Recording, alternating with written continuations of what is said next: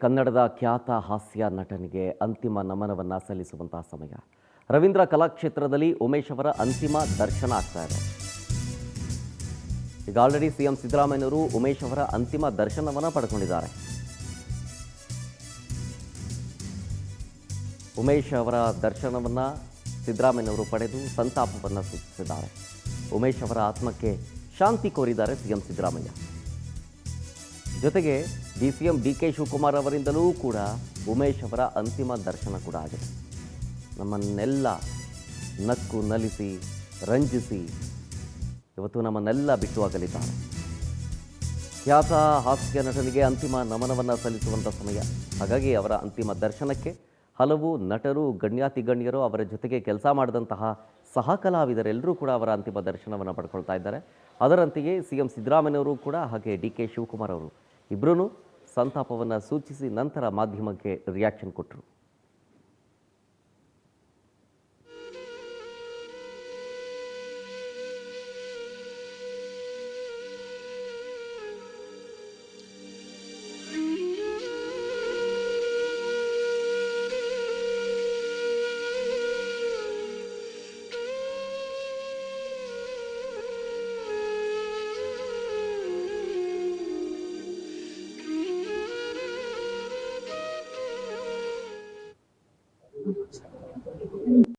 ಕನ್ನಡ ಚಿತ್ರರಂಗದ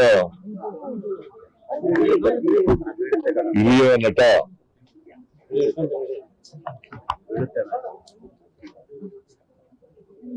ಹಾಸ್ಯ ನಟ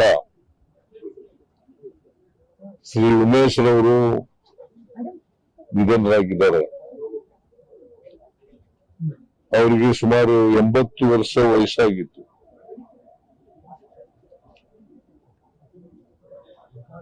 ಅವರು ರಂಗಭೂಮಿಯಿಂದ ಬಂದಂತವರು. ಬಹಳ ಚಿಕ್ಕ ವಯಸ್ಸಿನಲ್ಲೇ ನಾಟಕದ ಗೀಳು ಹಚ್ಕೊಂಡು ರಂಗಭೂಮಿಯಲ್ಲಿ ಕೆಲಸ ಮಾಡಿದ್ರು. ಆಮೇಲೆ ಚಿತ್ರರಂಗದಲ್ಲೂ ಕೂಡ ಕೆಲಸ ಮಾಡಿದ್ರು.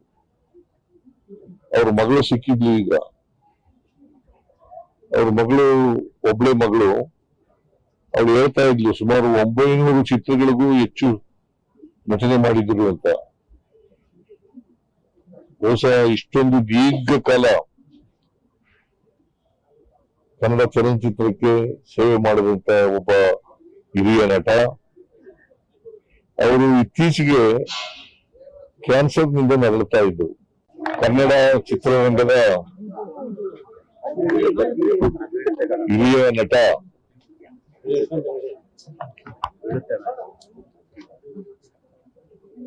ಹಾಸ್ಯ ನಟ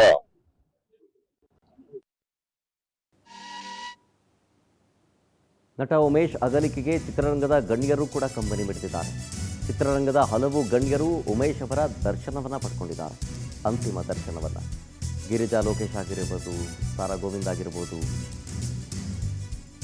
ಡಿಂಗ್ರಿ ನಾಗರಾಜ್ ಆಗಿರ್ಬೋದು, ಹಾಗೆ ನರಸಿಂಹಲು ಅವರಾಗಿರ್ಬೋದು, ಫಿಲ್ಮ್ ಚೇಂಬರ್ನ ಅಧ್ಯಕ್ಷರು, ಅವರೆಲ್ಲರೂ ಅಂತಿಮ ನಮನವನ್ನು ಸಲ್ಲಿಸಿದ್ದಾರೆ. ಉಮೇಶ್ ಅವರ ಅಂತಿಮ ದರ್ಶನವನ್ನು ಪಡೆದು ಸ್ನೇಹಿತನನ್ನು ನೆನೆದು ಡಿಂಗ್ರಿ ನಾಗರಾಜ್ ಅವರು ಒಂದು ಹಾಡನ್ನು ಕೂಡ ಹಾಡಿದ್ರು. ಈ ಸಂದರ್ಭದಲ್ಲಿ ಇವ್ರ ಜೊತೆಗೆ ಅವ್ರ ಅನುಭವ ಇವ್ರ ಜೊತೆಗೆ ಸೇರ್ಕೊಂಡಿದೆ. ಆದ್ರೆ ಒಳ್ಳೆ ನಟ, ಹಾಸ್ಯ ನಟ. ಇಷ್ಟು ದಿನ, ಇಷ್ಟು ವರ್ಷಗಳ ಕಾಲ, 60 ವರ್ಷದ ಕಾಲ ಅವ್ರದ್ದು ಪಯಣ. ಆದ್ರೆ ಎಲ್ಲೂ ಒಂದು ಕಡೆ ಕಾಂಟ್ರವರ್ಸಿ ಇಲ್ಲ ಅಂತ ಮಹಾನ್ ನಟರು.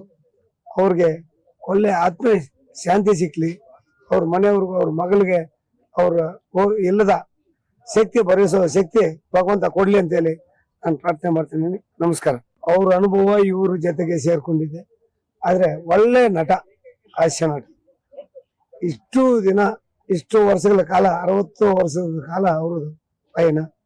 ಆದ್ರೆ ಎಲ್ಲೂ ಒಂದು ಕಡೆ ಕಾಂಟ್ರವರ್ಸಿ ಇಲ್ಲ ಅಂತ ಮಹಾನ್ ನಟರು. ಅವ್ರಿಗೆ ಒಳ್ಳೆ ಆತ್ಮ ಶಾಂತಿ ಸಿಕ್ಲಿ, ಅವ್ರ ಮನೆಯವ್ರಿಗೂ ಅವ್ರ ಮಗಳಿಗೆ ಅವ್ರ ಇಲ್ಲದ ಶಕ್ತಿ ಭರಿಸೋ ಶಕ್ತಿ ಭಗವಂತ ಕೊಡ್ಲಿ ಅಂತ ಹೇಳಿ ನಾನು ಪ್ರಾರ್ಥನೆ ಮಾಡ್ತೀನಿ. ನಮಸ್ಕಾರ. ಅವ್ರ ಅನುಭವ ಇವ್ರ ಜೊತೆಗೆ ಸೇರ್ಕೊಂಡಿದೆ. ಆದ್ರೆ ಒಳ್ಳೆ ನಟ, ಹಾಸ್ಯ ನಟ. ಇವತ್ತು ಸಂಜೆ ಅಷ್ಟೊತ್ತಿಗೆಲ್ಲ ಉಮೇಶ್ ಅವರ ಅಂತ್ಯಕ್ರಿಯೆ ನಡೆಯುತ್ತೆ. ಬನಶಂಕರಿಯ ಚಿತಾಗಾರದಲ್ಲಿ ಅವರ ಅಂತ್ಯಕ್ರಿಯೆ ನಡೆಯುತ್ತೆ. ಬ್ರಾಹ್ಮಣ ಸಂಪ್ರದಾಯದಂತೆ ಹಾಸ್ಯ ನಟ ಉಮೇಶ್ ಅವರ ಅಂತಿಮ ವಿಧಿವಿಧಾನ ನಡೆಯುತ್ತೆ ಬನಶಂಕರಿ ಚಿತಾಗಾರದಲ್ಲಿ. ನಮ್ಮನ್ನೆಲ್ಲ ನಕ್ಕು ನಗಿಸಿದಂತಹ ಹಾಸ್ಯ ನಟ ಉಮೇಶ್ ಅವರ ಅಂತ್ಯಕ್ರಿಯೆ ಸಾರ್ವಜನಿಕರ ದರ್ಶನ ಮುಗಿದ ನಂತರ ಸಂಜೆ 5:30 ಬನಶಂಕರಿಯ ಚಿತಾಗಾರದಲ್ಲಿ ಅಂತ್ಯ ಸಂಸ್ಕಾರ ನೆರವೇರಿಸಲಾಗುತ್ತೆ. ಬ್ರಾಹ್ಮಣ ಸಂಪ್ರದಾಯದಂತೆ ಅವರ ಅಂತ್ಯಕ್ರಿಯೆ ನಡೆಯುತ್ತೆ. ಅವರನ್ನ ಜೊತೆ ಕೆಲಸ ಮಾಡಿದಂಥವರು, ಜೊತೆಗೆ ಸಹ ಕಲಾವಿದರೆಲ್ಲರೂ ಕೂಡ ಅವರ ಜೊತೆಗಿನ ಒಡನಾಟವನ್ನು ಬಣ್ಣಿಸ್ತಾ ಇದ್ರು. ಅದರಲ್ಲಿ ಸ್ಪೆಷಲ್ ಆಗಿ ಡಿಂಗ್ರಿ ನಾಗರಾಜ್ ಅವರು ಒಂದು ಹಾಡು ಹೇಳೋ ಮೂಲಕ ತಮ್ಮ ಗೆಳೆಯರನ್ನು ಮಿಸ್ ಮಾಡಿಕೊಂಡ್ರು. ಇಬ್ಬರು ಬಾಲ್ಯ ಸ್ನೇಹಿತರು. ಗುಬ್ಬಿ ಕಂಪ್ನಿಯೊಳಗೆ ಗುಬ್ಬಿ ಕಂಪ್ನಿ ಬಿಟ್ಟ ಕನ್ನಡ ಥಿಯೇಟರ್ಸ್ ಹೋದ, ಕನ್ನಡ ಥಿಯೇಟರ್ಸ್ ಶ್ರೀಕರ್ ಮುತ್ತೂರು ಕಂಪ್ನಿ ಹೋದ. ಹೀಗೆ ಎಲ್ಲ ಕಂಪ್ನಿಗಳು ಸಿಕ್ಕಾಕೊಂಡು ಅವನು ಹಾರ್ಮೋನಿಸ್ಟ್ ಆದ. ಆಕ್ಟಿಂಗ್ ಬಿಟ್ಟು ಹಾರ್ಮೋನಿಸ್ಟ್ ಆದ. ಹಾರ್ಮೋನಿಸ್ಟ್ ಆದ್ಮೇಲಂತೂ ಸಿಕ್ಕಾಪಟ್ಟೆ ಡಿಮ್ಯಾಂಡ್ ಅವನಿಗೆ. ಅವನು ಕಲಿಸಿದ ವಿದ್ಯೆ ಇಲ್ಲ, ಬರೆದಿರೋ ಮಾತಿಲ್ಲ. ಅಂಥ ಮಾತುಗಾರಕ ಒಳ್ಳೆ ಅವನ ಕಥೆ ಬರೆದಿದ್ದ. ಅವನದೇ ಲೋಕಸ್. ಅವನೊಂದು ಆಟ ಆಡೋದು ಯಾವಾಗಲೂ, ಯಾರನ್ನು ಬಿಡಕ್ಕಿಲ್ಲ ಜವರಾಯ, ಯಾರ್ಯಾರನ್ನು ಬಿಡಕ್ಕಿಲ್ಲ ಜವರಾಯ, ಹಾಳಾಗಲಿ ಅರಸನಾಗಲಿ ಪದ್ಮನಾಗಲಿ ಹಾಳಾಗಲಿ ಅರಸನಾಗಲಿ ಬರ್ಲಿಲ್ಲ ಪಾಪ ಗಂಜಿ ಋಣ ಮುಗಿದ ಮೇಲೆ ಕಟ್ಟೋದೇನೆ ಗಂಟು ಮುಟ್ಟೆ, ಯಾರು ಬಿಡೋಕ್ಕಿಲ್ಲ. ಆ ಹಾಡನ್ನ ಅವಾಗ ಆಡ್ತಿರೋ ಅವಾಗ ಅವನ ತಲೆ ಗುಂಗಿಸ್ತಾ ಇರ್ತಾರೆ. ಅವನು ನನ್ನ ಬಾಲ್ಯ ಸ್ನೇಹಿತರು. ಸುಮಾರು ಅವನು ಸಿನಿಮಾ ಸುಮಾರು 60ರಲ್ಲಿ ಬಂದ. ಮಕ್ಕಳ ರಾಜ್ಯ ಪಿಕ್ಚರ್ನ ಫಸ್ಟ್ ಪಿಕ್ಚರ್ ಒಂದು ಮಕ್ಕಳ ರಾಜ್ಯ. ಅಲ್ಲಿಗೆ ಬಂದನು. ಅಲ್ಲಿಂದ ಇಲ್ಲಿವರೆಗೂ ಸುಮಾರು 6 ದಶಕಗಳು ಕರ್ನಾಟಕ ಚಲನಚಿತ್ರ ರಂಗದಲ್ಲಿ ಆಡಿದ್ದಾನೆ. ದೊಡ್ಡ ರಾಜ್ಕುಮಾರ್ ಅವರು, ದೊಡ್ಡ ಆರ್ಟಿಸ್ಟ್ ಜೊತೆ ಎಲ್ಲ ಪಾರ್ಟ್ ಮಾಡ್ಬಿಟ್ಟಿದ್ದಾನೆ. ನಾವಿಬ್ಬರು ಬಾಲ್ಯ ಸ್ನೇಹಿತರು. ಗುಬ್ಬಿ ಕಂಪ್ನಿಯೊಳಗೆ ಗುಬ್ಬಿ ಕಂಪ್ನಿ ಬಿಟ್ಟ ಕನ್ನಡ ಥಿಯೇಟರ್ಸ್ ಹೋದ. ಕನ್ನಡ ಡೀಟೇಲ್ಸ್ ಕೊಡ್ತಾರೆ ನಮ್ಮ ಪ್ರತಿನಿಧಿ ಮಂಜುನಾಥ್ ಸಕ್ಕರ ಲೈವ್ನಲ್ಲಿ. ಮಂಜುನಾಥ್, ಒಬ್ಬೊಬ್ಬರಾಗೆ ಚಿತ್ರನಟದ ಹಲವು ಗಣ್ಯರು ಜೊತೆಗೆ ಉಮೇಶ್ ಅವರ ಜೊತೆಗೆ ಕೆಲಸ ಮಾಡಿದಂಥ ಸಹ ಕಲಾವಿದರೆಲ್ಲರೂ ಕೂಡ ಅಂತಿಮ ದರ್ಶನವನ್ನು ಪಡ್ಕೊಂಡ್ರು. ಜೊತೆಗೆ ಅಂತ್ಯಕ್ರಿಯೆ ಸಮಯ ಜೊತೆಗೆ ವಿಧಿವಿಧಾನದ ಬಗ್ಗೆ ಒಂದಷ್ಟು ಮಾಹಿತಿ ಕೊಡೋದಾದರೆ. ಶರತ್, ಹಾಸ್ಯ ನಟ ಜೊತೆಗೆ ರಂಗಭೂಮಿಯ ಹಿರಿಯ ಕಲಾವಿದರಾಗಿದ್ದಂತಹ ಉಮೇಶ್ ಅವರು ಈಗಾಗಲೇ ಕ್ಯಾನ್ಸರ್ನಿಂದ ಮೃತಪಟ್ಟಿರುವಂಥದ್ದು. ಸೊ ಹೀಗಾಗಿ ಅವರ ಸಾರ್ವಜನಿಕರ ಅಂತಿಮ ದರ್ಶನಕ್ಕೆ ಈಗಾಗಲೇ ರವೀಂದ್ರ ಕಲಾಕ್ಷೇತ್ರದಲ್ಲಿ ಇಡಲಾಗಿದೆ. ಇಲ್ಲಿಗೆ ಅಂದರೆ ರಾಜಕೀಯ ರಂಗದ ಗಣ್ಯರು ಜೊತೆಗೆ ಚಿತ್ರರಂಗದ ಗಣ್ಯರು ಸೇರಿದಂತೆ ಸಾಕಷ್ಟು ಕಲಾವಿದರು ಕೂಡ ಈ ಒಂದು ಅಂತಿಮ ದರ್ಶನಕ್ಕೆ ಬರ್ತಿರುವಂಥದ್ದು. CM Siddaramaiah, DCM DK Shivakumar ಸೇರಿದಂತೆ ಜೊತೆಗೆ ಚಿತ್ರರಂಗದ ಗಣ್ಯರು ಸೇರಿದಂತೆ ಸಾಕಷ್ಟು ಗಣ್ಯರು ಉಮೇಶ್ ಅವರ ಅಂತಿಮ ದರ್ಶನ ಪಡೆದುಕೊಳ್ಳಕ್ಕೆ ಬರ್ತಾ ಇದ್ದಾರೆ. ಸೊ ಇದೀಗ ಈಗ ಸಾಧಕು ಕೆಲವರು ಕೂಡ ಬಂದು ಅಂತಿಮ ದರ್ಶನವನ್ನು ಪಡ್ಕೊಂಡಿದ್ದಾರೆ. ನಾನು ಅವ್ರನ್ನ ಮಾತಾಡಿಸ್ತೀನಿ. ಇಲ್ಲ, ಓಕೆ, ನೀವು ಈಗ ಅಂತಿಮ ದರ್ಶನ ಪಡ್ಕೊಂಡಿದ್ದೀರಿ, ನೀವು ಅವ್ರ ಜೊತೆ ಒಡನಾಟ ಇಟ್ಕೊಂಡಿದ್ರಿ, ಏನ್ ಹೇಳ್ತೀರಿ? ಒಂದು ಮಾತಲ್ಲಿಲ್ಲ ಓಕೆ ಮತ್ತೆ ಓಕೆ ಅಂದ್ರೆ ಇಲ್ಲಿ ಒಂದಿಷ್ಟು ಸಾಕಷ್ಟು ಕಲಾವಿದರು ಬಂದಿದ್ರು. ನಮ್ಮ ಜೊತೆ ಹಿರಿಯ ಬೀರದಾರ್ ಇದ್ದಾರೆ, ನಾನು ಅವ್ರು ಮಾತಾಡ್ತೀನಿ. ಸರ್, ನೀವು ಕೂಡ ಅಂತಿಮ ದರ್ಶನವನ್ನು ಪಡ್ಕೊಂಡಿದ್ರಿ, ಏನ್ ಹೇಳ್ತೀರಿ ಸರ್ ಇವ್ರ ಬಗ್ಗೆ? ಏನಿಲ್ಲ ಸರ್, ಉಮೇಶ್ ಅಣ್ಣವ್ರ ಬಗ್ಗೆ ಹೇಳಬೇಕಂದ್ರೆ ಇವತ್ತಿಗೆ ಉಮೇಶ್ ಅಣ್ಣವರು ಅನ್ನದ ಋಣ, ಭೂಮಿ ಋಣ, ಬಣ್ಣದ ಋಣ ಮುಗೀತು. ಯಾಕಂದರೆ ಅವರು ಇವತ್ತೇನು ದೇಹವನ್ನು ಬಿಟ್ಟಿದ್ದಾರೆ, ರಂಗಭೂಮಿಗೆ ಮತ್ತು ಚಲನಚಿತ್ರಕ್ಕೆ ದೊಡ್ಡ ಒಂದು ನಷ್ಟ. ಯಾಕಂದರೆ ಅವರು ನಾವು ಸಾಕಷ್ಟು ಸಿನಿಮಾಗಳು ಮಾಡಿದ್ದೀವಿ, ಧಾರಾವಾಹಿ ಮಾಡಿದ್ದೀವಿ, ನಾಟಕಗಳು ಮಾಡಿದ್ದೀವಿ, ರಸಮಂಜರಿ ಮಾಡಿದ್ದೀವಿ. ಅವರೊಂದು ಧಾರಾವಾಹಿ ಮಾಡಿದರು, ನಮ್ಮೂರಲ್ಲಿ ಒಂದು ನಾಟಕ ಅಂಥೇಳಿ. ಸುಮಾರು ನಮ್ಮೆಲ್ಲ ಒಂದು 30-35 ಜನ ಕಲಾವಿದರನ್ನ ಅವ್ರು ಬಳಕೆ ಮಾಡಿದರು. ಎಲ್ಲರಿಗೂ ಒಳ್ಳೆಯ ಪಾತ್ರಗಳು, ಆಮೇಲೆ ಭಾಳ ಒಳ್ಳೆಯ ಸಾಹಿತ್ಯ. ಮತ್ತು ಅವ್ರು ನಾವು ಎಲ್ಲೇ ಯಾವುದೇ ಒಂದು ಸಿನಿಮಾಕ್ಕೆ ಹೋಗಬೇಕಾದ್ರೆ ಅವ್ರ ಮ್ಯಾನೇಜರ್ ಹೇಳಿದಾಗ ನಾವು ಅವರು ಒಂದೇ ರೂಮಲ್ಲಿ ಇರ್ತಿದ್ವಿ. ಅವ್ರು ಏನಾದರೆ ಬಿರಾದರ್ ಇದ್ದರೆ ನಾನು ರೂಮಲ್ಲಿ ಇರಪ್ಪ, ನಾನು ಇಲ್ಲಿ ಉಮೇಶ್ ಅಣ್ಣ ಇರಲಿ ಅಂತ ಹೇಳಿದು ಮಾಡ್ತಿದ್ವಿ. ಮತ್ತು ಒಳ್ಳೆಯ ಸಂಗೀತ ಜ್ಞಾನಿ, ರಂಗಭೂಮಿ, ಸಾಹಿತ್ಯ, ಒಳ್ಳೆಯ ವ್ಯಕ್ತಿತ್ವ. ಅವ್ರು ಯಾರ ಜೊತೆನೂ ಅವ್ರಿಗೊಂದು ಕಪ್ ಚುಕ್ಕೆ ಇಲ್ಲ.